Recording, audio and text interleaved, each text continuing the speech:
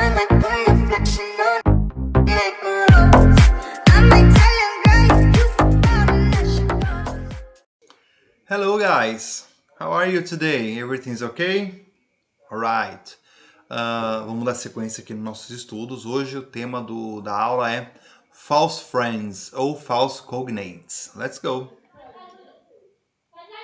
Então vamos lá. Primeiro, para saber o que é um falso cognato, a gente precisa saber o que são cognatos. Cognatos são vocábulos derivados da mesma raiz ou com a mesma origem etimológica e são semelhantes na forma e no significado. Então, recapitulando, cognatos são vocábulos que têm a mesma raiz e são semelhantes na forma e no significado, na escrita e no sentido. Um falso cognato também pode ser chamado de falsa analogia. É uma palavra que nos faz imaginar saber sua tradução por ser semelhante a outra palavra na nossa língua portuguesa, né? O que nos induz a uma tradução bem diferente do seu real significado. Em inglês, falsos cognatos também são conhecidos como false friends. E aí tem alguns exemplos. Actually, realmente. Borrow, emprestar. Call, telefonar. Charge, century. College. Com, content. Cops, fill. Library. Lunch, notebook. Relatives, refrigerator. Sale, say, soda, tax e truck. Essas palavras, se você lê-las sem a pronúncia correta, pode levar você a achar que a palavra é outra. Por exemplo, ali a palavra say, né, quer dizer. Mas uma pessoa que vai ler a palavra e não conhece a fonética da palavra, vai ler ali sai. E vai achar que a palavra sai significa sai, né, de sair, o que vem a ser um entendimento errado da palavra. Isso, então, é o false friend. Então, essas palavras, todas que estão aí, se você olhar bem, ela lembra alguma palavra nossa na língua portuguesa. E isso é aí que o engano acontece. E palavras cognatas, então, são palavras que possuem a mesma origem, somente algumas com as grafias iguais ou até semelhantes às nossas na língua portuguesa. Às vezes tem pequenas diferenças. As palavras têm o mesmo radical nos dois idiomas distintos e pertencem à mesma família etimológica. Então a gente viu exemplos de falsos cognatos e a gente vai ver agora exemplos de palavras cognatas, que são semelhantes na escrita e no sentido. Então tem aí accidental, creation, comedy, comic, competition, composition, connect, different, economy, emotion, example, future, garage, human, idea, important, material, minute, mission, music, pages, persistent, positive, potential, offensive, other, reaction, regular, television, video. Então, essa palavra são exemplos de palavras cognatas. Vocês reparam que tem algumas que a grafia é a mesma, né, e outras têm apenas algumas pequenas modificações. Então, esses são exemplos de palavras cognatas. Mas, professor, quando que eu sei que a palavra é cognata ou não? É questão de estudo. Não tem uma regra de palavras cognatas, uma regra de falsos cognatos. Aí é questão de estudo mesmo, você tem sempre um dicionário por perto para poder consultar. Mas nunca se deixe levar à primeira impressão. Se você tem dúvida com relação àquela palavra, se ela é um falso cognato ou não, o ideal é que recorra a um dicionário. Bem, agora tem um pequeno exercício para a gente fazer aqui durante o vídeo mesmo. Tem aí uma relação de palavras. Eu quero que você tente definir essas palavras como cognatas e falso-cognatos. Né?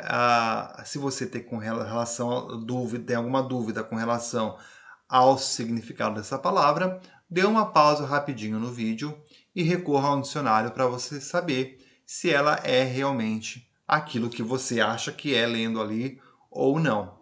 Tá? Então tem a palavra arm, relative, push, costume, legend, parents e pretend. Então, se você não sabe o significado de alguma dessas palavras, dê uma pausa rapidinho e recorra ao dicionário. Então, vamos lá. A palavra arm, a primeira impressão que ela aparece, né, as pessoas podem achar que a palavra arm pode ser arma, né? O que é um pensamento errado, ela é um falso cognato. A palavra arm significa braço. A próxima palavra é relative. Na primeira impressão que a gente vê que a palavra relative significa relativo. Em alguns momentos até ela sim significa relativo, né? Então, a tradução mais comum dessa palavra significa parentes, né? Não parênteses, mas parentes, tá? Então, relative é parentes. Então, em alguns momentos ela pode ser um falso cognato ou, dependendo do contexto, ela pode ser um cognato, se ela tiver com sentido de relativo. Então, ela aí tem as duas funções. A palavra push é muito comum as pessoas se confundirem com essa palavra. A primeiro momento, a gente acha que push é puxar, porque ela até lembra a nossa palavra, né, puxar na língua portuguesa. Mas push, na verdade, é empurrar. A palavra costume, à primeira vista, a gente acha que pode ser a palavra costume, até porque a gente escreve o costume dessa forma. Mas costume significa fantasia. A legend é a nossa próxima palavra. À primeira vista, ela parece legenda, né? Mas, na verdade, legend significa lenda. Né? Então, ela é um falso cognato também. A palavra parents parece parentes. A gente viu, né, que parentes é relative e não é parênteses também. Parents é pais. Então aí, mais um exemplo muito comum de confusão entre os falsos cognatos, a palavra parents. E essa, se não me engano, provavelmente acho que é a campeã, a palavra pretend. Pretend parece a palavra pretender, né, na língua portuguesa. Mas, na verdade, pretend significa fingir, o verbo fingir. Então, esses aí são exemplos de falsos cognatos. Bem, agora tem uma pequena leitura de um texto que tem aí na sua apostila. Então, acompanhe a leitura com a gente, comigo. Os 10 erros mais comuns de brasileiros ao falar inglês e dos nativos de inglês ao falar português. Uma piada feita pelo dono de um restaurante irlandês sobre um erro de inglês, dizer chicken, que significa frango, quando queria dizer kitchen, cozinha. Cometido por um brasileiro em uma entrevista de emprego, despertou uma forte reação nas redes sociais dos últimos dias. Muitas pessoas se sentiram ofendidas, não apenas pela piada inicial do dono do restaurante, como também pelos comentários posteriores feitos por ele, caçoando do nível de domínio de inglês por brasileiros, o que lhe rendeu acusações de preconceito. Tem um ditado que diz: nunca ria de alguém que tem inglês ruim.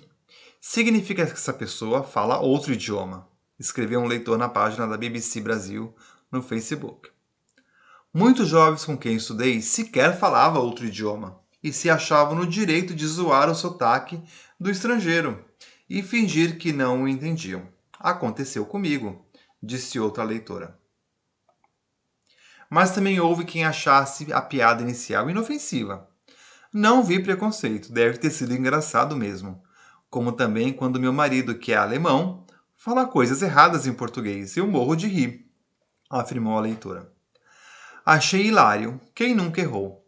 Uma vez eu disse: We must wipe the chicken straight away.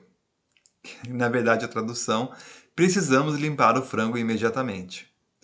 Meu chefe riu muito, disse um leitor. Polêmicas à parte, a verdade é que dominar um idioma estrangeiro não é tarefa fácil, e cometer erro pode, por vezes, gerar um constrangimento, ou tornar alguém alvo de uma piada.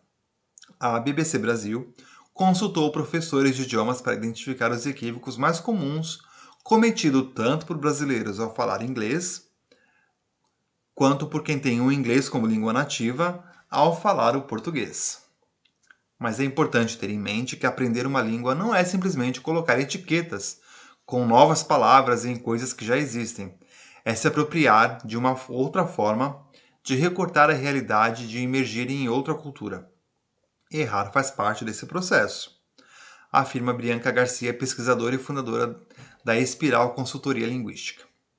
Por sua vez, a educadora Maria Eugênia Sanson, diretora de soluções acadêmicas da Rede de Escola de Idiomas Cultura Inglesa, afirma que os alunos não devem ter medo de errar.